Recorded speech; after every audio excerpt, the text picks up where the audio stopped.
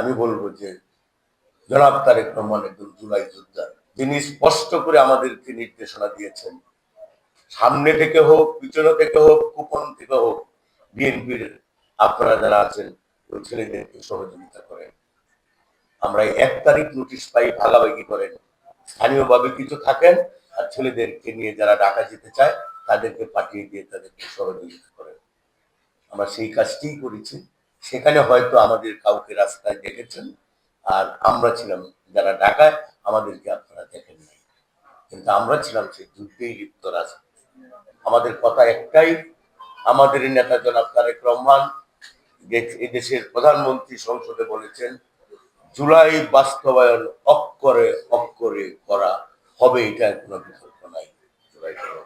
জুলাই সনদ বাস্তবায়ন অবশ্যই হবে ইনশাআল্লাহ।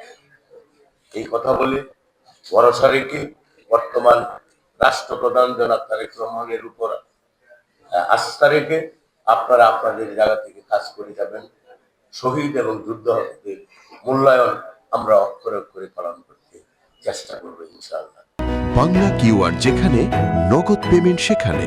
সারা দেশে 10 লাখেরও বেশি মার্চেন্টে নগদে পেমেন্ট করুন খুব সহজে। আপনাদেরকে অনুরোধ করব, যারা অভিমানী যোদ্ধা ভাইয়েরা আছেন, বোনেরা আছেন, দেখার বিষয় হলো যে স্বাধীনতা যুদ্ধে শুনেছি যে অনেক মারাই তাদের কলেজ পড়ুয়া ছেলেদেরকে ঘর থেকে বের হতে দেয় নাই। যারা যুদ্ধকামী মুক্তিকামী তারা গিয়েছে। এই 24-এর আন্দোলনে একটি ঘটনা দেখলাম যে মা, ভাই, বোন সবাই মিলে যোদ্ধাদেরকে এগিয়ে নেওয়ার জন্য বিস্কিট, কলা, পানি, ছাতা, পাখা সব দিয়ে রাস্তায় ছেলেদেরকে নামিয়ে দিয়েছে। আমার মনে হয় যে জুলাই বিপ্লব, আগস্ট বিপ্লব আমার মনে হয় না বাংলাদেশে আর হয় কিনা।